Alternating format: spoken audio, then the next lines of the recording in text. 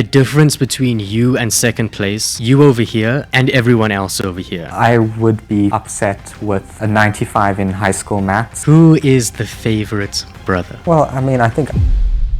Today I'm here with my more attractive, more successful parents' favorite sibling. Oh, actually, that's your line to introduce me. Do you mind? Today I'm here with my less attractive, less intelligent... Today we're answering the questions that you guys sent my brother on Instagram. Brother, please introduce yourself. Hello, my name's Aaron. I'm Jaden's superior brother. And that's pretty much all we need to hear. So by far the most common question was who's smarter, who gets better grades, who's more academically inclined. Before you give your answer here, I have actually gone through the archives and I have pulled out our grades. If we go back to high school, my average for my final year of high school was 96.4%. And yours, do you know your average? 97.2? 97.1. Oh, so sorry. Now in university, if we go back to our final year of undergrad, my average for the courses that we both took was 96.4 and your average was 96.5. So if the data does not lie, some might classify you as the smarter one, but let's get your opinion. I mean, I think comparing me to you would be like comparing Albert Einstein to a skunk. I would like to point out a couple of caveats here. Oh no. Number one, you did your entire undergraduate degree online. Are you questioning the academic rigor of an online... Yes, I was sitting here while you were doing your test. So would you say that the difference between us is... 10 centimeters?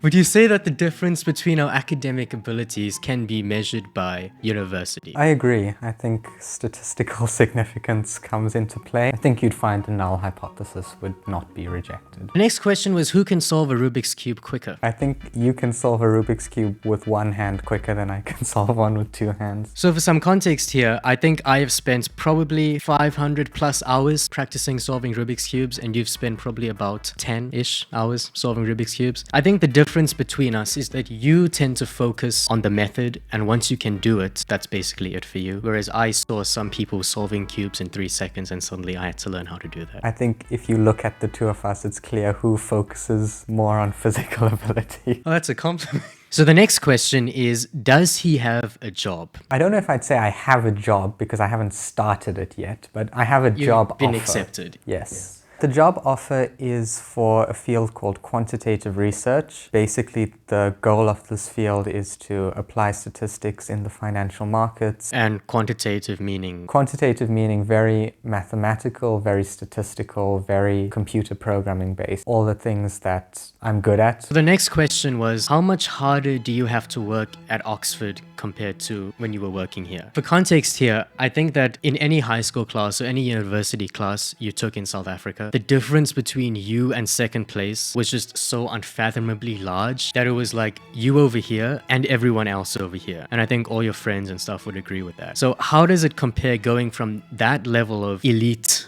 performance here to somewhere like Oxford where most probably everyone's come from that situation? Yes, I think I'm definitely not the smartest person in my class at Oxford, which is a good thing because if you're the smartest person in the room, then you're in the wrong room. So when the standard is so much higher in Oxford, what is your daily routine like? Well, you know, wake up at 12 o'clock, go for a lecture, come home, have a nap. Yeah, I think because the content is so advanced and fast-paced at Oxford, even if you go to the lecture, you still need to cram. So if you could study something else, what would it be? How different from statistics are we talking? Let's say something that's not in data science. Okay, I'll give my answer because I have an answer. The obvious answer would be medicine because I did do medicine for a bit. But I think a more unusual field I probably would have wanted to go into if money were no object would have probably been music. So what would be your alternate universe career? Could be Sheldon, do some theoretical physics. I've done a variety of subjects in high school and the more mathematical the subject, the more I enjoyed it. Question for both of us, do we celebrate our achievements? Depends on what you mean by celebrate, right? I don't think we've ever said,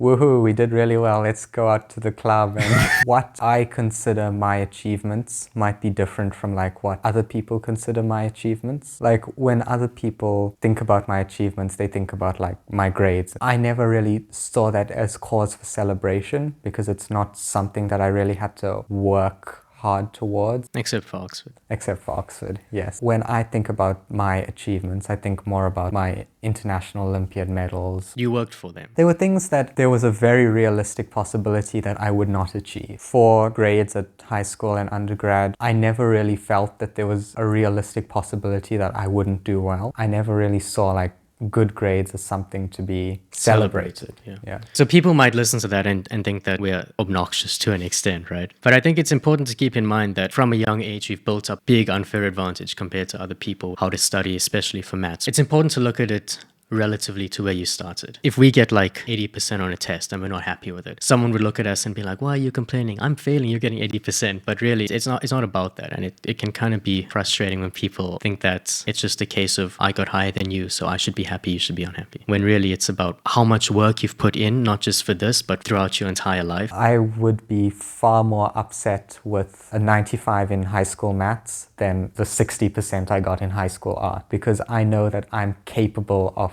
a lot better in high school maths. To what extent do you think one is capable of doing something? When I say capable of, I mean if you were to put me like the day before the test, based on where I was at, is my performance a reasonable indication of my ability? Would you say we ever felt pressured to achieve things? No, I think our parents were very good about making sure that we were self-motivated. I think that that's a very good thing, because I think if I felt that I was pressured to do it, knowing the kind of person I am, I probably would have said, screw you, I'm going to do my own thing and I'm just not going to work at this thing. Our parents definitely didn't like give us material rewards for success. It was all because we wanted to be better. Who is the favorite brother? Well, I mean, I think I'm your favorite brother and you're my favorite brother. Yeah, I think that's a good answer. Yeah, we should leave it at that. The last question. Do you think I will ever make it big on YouTube? Let's divide it into two parts. Do you think I will, and do you think I have the potential to? I think that I'd be wasting my time doing a YouTube video if you're never going to make it big, so you'd better make it big. You've had a lot of hobbies throughout your life, whether that's like Rubik's Cube solving or doing magic. You've gotten to a point where you're really good at all of them. Good enough to make a random person go, whoa, that guy's really good at X. Calisthenics. The handstand push-ups. The handstand push-ups. I see no reason why YouTube would be any different. Oh, you heard it from him? Subscribe so I can make it big on YouTube.